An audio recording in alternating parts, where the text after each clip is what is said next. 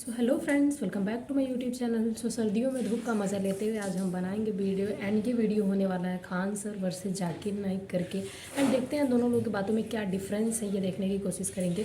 तो मक्का के बारे में है, मक्का में क्या हिंदू शिवलिंग है या फिर मक्का में हिंदू क्यों प्रवेश वर्जित है, ये एक ही टॉपिक है जो दो लोगों के थ्रू सुनेंगे। एक खान सर जो वर्ल्ड के बेस्ट टीचर हैं मेरे अकॉर्डिंग, एंड आई थिंक सब लोगों के अकॉर्डिंग सबसे ज़्यादा फॉलोअर्स हैं यूट्यूब पे उनके टीचिंग के मामले में।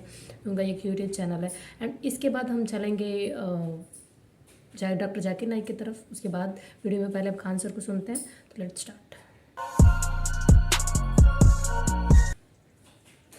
ये वाला जो है ना, ये काली वाली जो बिल्डिंग दिख रही है, यही क्या है? मक्का है।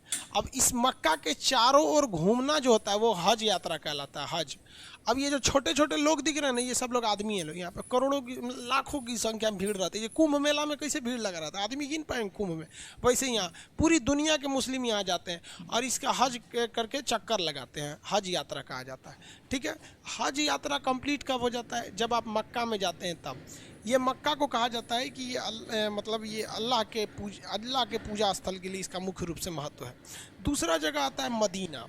मदीना ग्रीन कलर का है। ये मोहम्मद साहब जब इस दुनिया से चले गए तो उनका जो मकबरा बनाया गया, जो कब्र बनाया गया, वो यही मदीना में बनाया गया। मदीना भी बहुत बड़ा है, लेकिन मेन यही दिखाया जाता है फ़ोटो में, ये ग्रीन वाला। एक ये ग्रीन वाला दिखा देता है फ़ोटो में, और इधर वाला में देखेंगे तो ये ब्लैक वाला दिखा देता है, मक्का और मदीना यहाँ पर। अब इस्लाम धर्म में क्या चीज़ है भाई, आपको जब नमाज़ पढ़ना है ना तो आपका सर इसी मक्का की ओर रहना चाहिए। इसलिए पूरी दुनिया में अगर देखेंगे ना तो मुस्लिम सब नमाज होता है अलग अलग डायरेक्शन में पढ़ेंगे सर। इंडिया के मुस्लिम पश्चिम डायरेक्शन में नमाज पढ़ता है सर। देखिए, इंडिया के जो भी मुस्लिम है, यही है मक्का। इंडिया का जितना मुस्लिम है वो नमाज पढ़ेगा तो उसका मुंह किधर रहेगा? पश्चिम रहेगा। समझा गया? मुसलमानों में एक चीज़ बहुत सब पश्चिम मुँह करके वो झूठ नहीं बोलता है सब, लेकिन झूठ बोलने वाले तो यार पश्चिम दिशा में वो लोग क्या करते हैं? नमाज़ पढ़ते हैं। इसलिए मस्जिद देखिएगा ना, हमेशा उसका मतलब वो नमाज़ पढ़ने वाला पश्चिम डायरेक्शन में होगा। तो ये पूजा स्थल होता है, वहाँ हज यात्रा करना ज़रूरी होता है। इससे दो चीज़ें बड़ा विवादित होती हैं। कुछ लोग का कहना है यहाँ शंकर जी का मंदिर है। भैया ये सारी चीज़ें एक आडंबर है। ये वैसे ही कहते हैं लोग कि शंकर जी का मंदिर है, जैसे लोग कहते हैं गुल्लर के फूल डाल दोगे तो कोई चीज़ खत्म नहीं होगा। ऐसे कहावत है ना, बचपन में आप सुने होंगे कि पेंसिल का छिलका दूध में डालो तो हाँ, रबड़ मैंने बन सुना जाता है। है, मोर के पंख को चौक खिलाओ तो बड़ा हो जाता है। ये अफवाहें हैं सब, वैसे ही इसका कोई मतलब नहीं बनता है। ये आपस में लगा शंकर जी। आप बताओ यार, खुद से जरा सोचो कि शंकर जी वहाँ क्या करेंगे। और कहा मतलब हमारे यहाँ तो अलग अलग जगह पे अलग अलग प्रचलन है। हमारे यहाँ ये लोग कहते हैं यूपी बिहार के एरिया में कि शंकर जी को यहाँ किसी ने कैद करके रखा हुआ है। समझ में आए? हालांकि ये चीज़ें जो है पूरी तरह से क्या है? अफवाह है। क्या हुआ शंकर है? जी को कोई कैद ही नहीं कर सकता है, क्या ही कहेंगे। चलिए देखिए ध्यान से। यहाँ तो यहाँ पे ऐसा कुछ नहीं है। वहाँ पर एक पत्थर है जिस पर क्या करना पड़ता है? कंकड़ मारना पड़ता है। अब कुछ लोगों का ये कहना है कि वहाँ पे शंकर जी को किसी ने अरेस्ट नहीं किया है, जबकि हमारे यहाँ लोगों का कहना है कि वहाँ शंकर जी को कैद करके रखा है सब। कोई हिंदू पानी डाल देगा तो बाहर आ जाएंगे। मतलब आप खुद सोचो ना कि कोई भगवान को इतना कमज़ोर कैसे कह सकता है कि मतलब कोई किसी को अरेस्ट थोड़ी ना कर सकता है वहाँ पे। ये गलत मानसिकता है। और कुछ लोगों का कहना है कि वहाँ शिवलिंग है। देखिए वो शिवलिंग नहीं है, वहाँ पे जो इस्लामिक परंपरा है वो हम आपको बता देते हैं। लेकिन आपके दिमाग में अगर कोई चीज़ बैठ गई है तो वो हमारे कहने से नहीं निकल सकती है। और अगर आप ये मानते हैं कि वहाँ शंकर जी को किसी ने अरेस्ट किया तो मतलब शंकरों जी की बेइज्जती कर रहे हैं। एक शैतान था, मतलब एक बहुत बुरा आदमी था, जब मोहम्मद साहब थे तो उनको बहुत परेशान करता था। कभी उनके ऊपर कूड़ा फेंक देता था, कभी कुछ कर देता था। तो मोहम्मद साहब ने बहुत कोशिश किया कि ये सुधर जाए, लेकिन वो इंसान सुधरता नहीं था। तो तंग आकर मोहम्मद साहब ने उसे श्राप दे दिया कि जा तू पत्थर का बन जाएगा। तो वो आदमी एक बड़ा सा पत्थर बन के रह गया है। तो लोग जाते हैं ना तो इसी पत्थर पे कंकड़ से मारते हैं लोग, वो ये दिखाने के लिए कि तूने मोहम्मद साहब को परेशान किया था। तो किसी ने ये फ़ोटो लाया और बोल दिया कि भाई साहब यहाँ पर मतलब इस फोटो में यहाँ पे कि ये शिवलिंग है, जबकि ऐसा कुछ नहीं है। वो परंपरा के हिसाब से देखिएगा तो एक शैतान आदमी था। अब बताओ भाई, अगर इस पत्थर की हिस्ट्री उठाओगे तो वो एक ऐसा दुष्ट व्यक्ति था जिसे पत्थर बना दिया गया श्राप से। अब वो दुष्ट व्यक्ति को आप शिवलिंग बोलोगे? आप मानते हो तो आप हमारी बात पे तो बिलीव नहीं कर सकते, वरना अगर आप जिस पे बिलीव करते हो जो ऑथेंटिक चीज़ है, जैसे गूगल हो गया, विकीपीडिया हो गया, क्योरा हो गया, इस सब पे आप जाके सर्च कर सकते हैं। इसी को लोग वो शिवलिंग बोलते हैं। तो इस मक्का मदीना को लेकर दो ही प्रचलन बहुत फेमस है।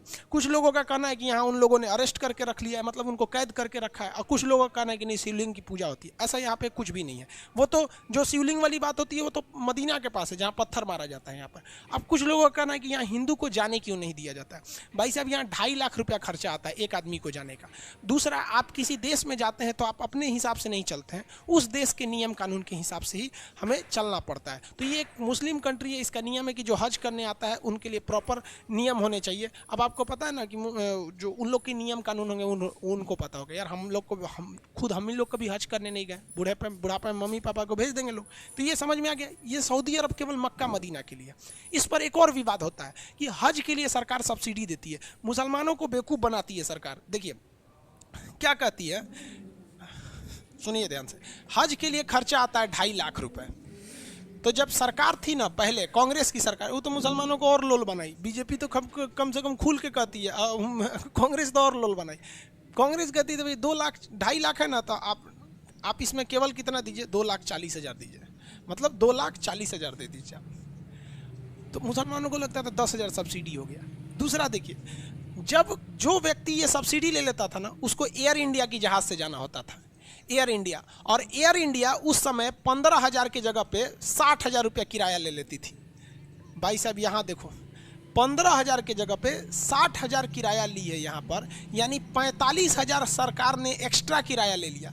जबकि हज के लिए आप किसी भी दूसरे जहाज से जाइएगा तो 15,000 ही किराया है, लेकिन एयर इंडिया से जाइएगा हज करने के लिए तो 60,000 लेगा, आपको 45,000 एक्स्ट्रा लेगा। छूट कितना दिया है, 10,000 का। मुसलमानों को लगता है सब्सिडी मिल रही है। तो सबसे पहले भैया तू तो यहाँ लोल बन रहा है। दूसरी बात क्या चीज़ होती है कि हज का एक नियम है कि आप दूसरे से पैसा लेकर हज यात्रा नहीं कर सकते हैं। तो आप सरकार की सब्सिडी लेके काय लिए हज यात्रा करते हैं। ये सारे धर्मों में है कि भैया अपने कमाई से जाइए, नहीं तो घर में ही भगवान की पूजा कीजिए। तो सऊदी अरब की यही 2-3 चीज़ें फेमस हैं वहाँ पर, और बाकी कुछ है नहीं। वहाँ पेट्रोल है, धार्मिक चीज़ें। अब कोई भी जाता है यहाँ पे तो लाखों रुपए उसकी इनकम हो जाती है हज यात्रा से। अब जैसे आप खुद सोचिए ना भाई, इलाहाबाद में अगर हर साल कुंभ का मेला लगेगा तो इलाहाबाद के लोगों की तो इनकम वैसे ही बढ़ जाएगी, क्योंकि जो भी आता है हज करने वो 45 दिन रुकता है। तो आप कभी कुंभ मेला में जाइएगा तो वहीं के लोगों की टेम्पू में बैठिएगा, वहीं के होटल में रहिएगा, बहुत इनकम हो जाता है ना एज ए टूरिस्ट के लिए यहाँ पर। तो ये मक्का मदीना यहाँ हो गया। बाकी ज्योग्राफिकली इसका कुछ खास महत्व नहीं है। समझ में आ रहा है कि नहीं आ रहा है? यहाँ पे जो है खान सर का जो वीडियो था वो ख़त्म हो गया, मतलब कि उनका जो लॉजिक था वो समझ में आ गया कि हाँ मक्का मदीना क्या है, एंड वहाँ पे शिव जी का टेम्पल है कि नहीं है, एंड ये अफवाह क्यों फैलता है, एंड बाकी सारी चीज़ें भी उसके रिलेटेड समझ में आ गई। तो लेट्स अभी हम चलेंगे, देखेंगे कि डॉक्टर जाकिर नाइक हैं वो इस बारे में क्या कहते हैं कि ये जो मक्का है मदीना है वहाँ पे हिंदू लोग अलाउड हैं कि नहीं है, तो क्यों नहीं है, क्या रीज़न देते हैं वो। डेफिनेटली चलते हैं हम उनको देखते हैं, एंड उनका धार्मिक कुछ पर्सपेक्टिव हो सकता है, एंड ये टीचर हैं तो इनकी टीचिंग के पर्सपेक्टिव्स हैं। Let's move to the video. सबसे पहले तो मैं एक डॉक्टर होने के नाते आगरा में आपका हार्दिक स्वागत करती हूँ कि इतना ज्ञान है आपको कि आपने सभी धर्मों की किताबों का अध्ययन किया। मेरा नाम डॉक्टर R.K. वर्मा है। यहाँ पे मैं वर्मा नर्सिंग होम के नाम से अपना नर्सिंग होम चलाती हूँ, और ये हॉल जो है मेरे पतिदेव की देन है। जब वो मेयर थे आगरा के तो उस समय उन्होंने बनवाया था। आज इसमें इतने लोग यहाँ सब बैठे हुए हैं। मेरा एक छोटा सा सवाल है और बहुत दिनों से घुमड़ता है अंदर कि आप सब लोग हर साल अपना एनुअल फंक्शन जो है मक्का मदीना मनाने जाते हैं, तो वहाँ हिंदू को, ईसाई को और धर्मों के लोगों को क्यों नहीं जाने की इजाज़त है? जैसे आप लोग जाते हैं, क्या हम लोग नहीं जा सकते वहाँ पे? वो हमारे लिए भी तो एक तीर्थ स्थान है। जब आप हिंदू मुसलमान में कोई फर्क नहीं समझते तो फिर वहाँ जाना हमारे लिए प्रोहिबिटेड नहीं होना चाहिए। डॉक्टर वर्मा साहिबा ने बहुत अच्छा सवाल पूछा, और ये मेरी किताब में 10वां सवाल है जो गलतफहमी नंबर 10 है। मेरी किताब आप पढ़ेंगे, गलतफहमी नंबर 10। और डॉक्टर साहिबा ने बहुत सही फरमाया कि अगर हम आलमी भाईचारे में मानते हैं तो सिर्फ मुसलमान को क्यों इजाजत है मक्का और मदीना में जाने की, गैर मुस्लिम हिंदू और सिख और ईसाई को क्यों इजाजत नहीं है? बहुत अहम सवाल। इसका जवाब है कि हर देश के अपने अपने रूल्स और रेगुलेशन होते। मिसाल के तौर पे मैं हिंदुस्तानी हूं, लेकिन मुझे कुछ हिंदुस्तान के इलाके में जाने की इजाजत नहीं है जिसे कहते हैं कैंटोनमेंट एरिया। सिर्फ मिलिट्री के लोग, सिर्फ वो लोग जो देश की हिफाजत में लगे हुए हैं वो लोग वो कैंटोनमेंट एरिया में जा सकते। मैं नहीं झगड़ सकता हूं, मैं इस देश का नागरिक हूं, मुझे क्यों नहीं जाने देते? नहीं, ये गवर्नमेंट का रूल है, ये कैंटोनमेंट एरिया है। मतलब खाली वो लोग, वो शख्स जो मिलिट्री के लोग हैं, जो देश की हिफाजत में लगे हुए, सिर्फ उनको इजाजत है, ये रूल है। इसी तरीके से मक्का और मदीना मेरे हिसाब से इस्लाम का कैंटोनमेंट एरिया है।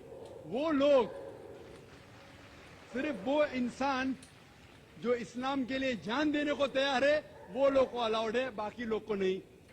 हम मानते हैं कि सब इंसान हमारे भाई है, भाईचारा के अंदर वो इंसानी भाई है, उसका हम एतराज नहीं करते, लेकिन सिर्फ वो भाई लोग अलाउड है जो इस्लाम के लिए जान देने को तैयार है। और एक इसका जवाब है कि जब भी आप कोई मुल्क में जाते हैं उसके लिए आपको वीजा लेने पड़ता है, वीजा। और सबसे डिफिकल्ट है अमेरिका का वीजा, खुसूसन 11 सितंबर के बाद 50 सवाल पूछते। जब मैं सिंगापुर में पहली बार गया था, वहां इमिग्रेशन फॉर्म पे लिखा था कि डेथ टू ड्रग ट्रैफिकर्स, जो भी ड्रग से पकड़ा गया उसे सजाए मौत। अगर मुझे सिंगापुर में जाना है तो मुझे ये तस्लीम करना पड़ेगा कि अगर मेरे पास ड्रग्स है तो मुझे सजाए मौत होगी। मैंने कहता सजाए मौत, इतना खतरनाक सजा, नहीं मानते तो सिंगापुर में आना ममनू। तो आप अगर सिंगापुर का वीजा लेते आपको तस्लीम करने पड़ेगा कि ड्रग वाले को सजाए मौत। इसी तरीके से मक्का और मदीना जाने का वीजा है, आप सिर्फ अपने जबान से कहो ला इलाहा इल्लल्लाह मोहम्मद रसूलुल्लाह।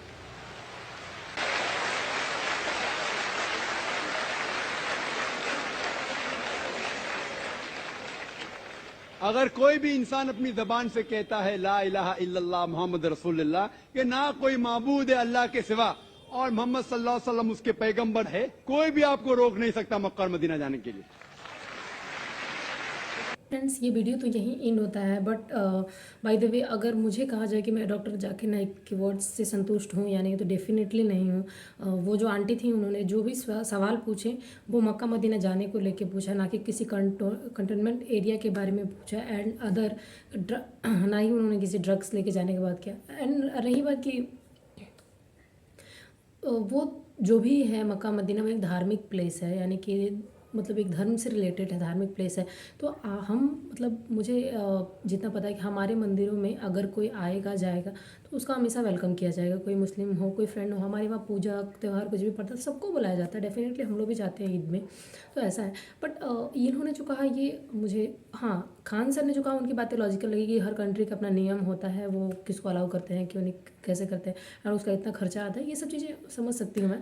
बट डॉक्टर जाकिर नाइक ने जो कहा वो मेरे समझ से परे है, कि वो चीज़ों को समझाते कुछ और हैं कि ले जाते कहीं और हैं। अगर बात की जाए हमारे केदारनाथ, वैष्णो धाम, वैष्णो देवी, वहाँ जाने के लिए ऐसा कुछ भी रूल नहीं है। आप अगर देखना है, घूमना है तो आप जा सकते हैं, कोई प्रॉब्लम नहीं है, ये सारी चीज़ें। बट डेफिनेटली आप लोग जो भी आपका थॉट है आप लोग कमेंट करके मुझे बता सकते हैं। तो मिलते हैं अगले वीडियो में गाइस, तब तक के लिए बाय। ऐसे ही टॉपिक पे मिलते रहेंगे आप लोगों से, तब तक मेरी वीडियोज़ को वॉच करते रहिए। एंड ये कॉमेंट जरूर करिएगा, आपका हर प्रीशियस कॉमेंट मेरे लिए काफ़ी मूल्यवान है। एंड मिलते हैं अगले वीडियो में, बाय, टेक केयर, एंड ठंडी में बच के रहिए गाइस।